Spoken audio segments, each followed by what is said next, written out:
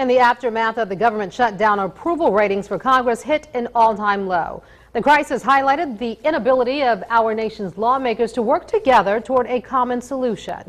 Well, we wanted to know what you think should be done about the gridlock in Washington. Local 15's Tammy Brace took that question to the streets. Tammy, what did folks have to say? Well, they were fed up for one thing, Kim. In our weekly Your Voice News survey, we asked you about several different options for handling the gridlock in Washington, and we hit the streets to hear your thoughts in this week's Say What. What are the best options to resolve government gridlock? Many are calling for all members of Congress to be recalled. When we hit the streets, you told us that that wasn't the solution. Are you behind that idea?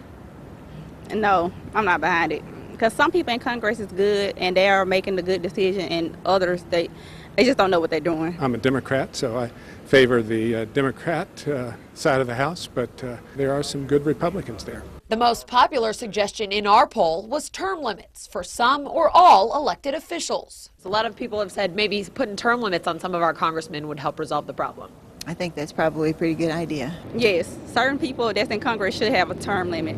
I agree with that. 62% of people who voted in our Your Voice News survey agreed. 17% said certain members needed to be removed from office. Ron Reams has an idea of who he'd like to see removed. Get rid of the Tea Party is the main thing. You've got to get rid of the Tea Party. They're screwing everything up.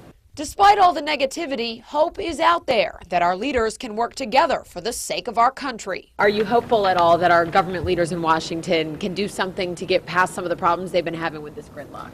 I'm always hopeful that saner minds will prevail. I am hopeful. And again, this is the issue of our weekly Your Voice News survey. You can chime in by going to local15tv.com. Greg.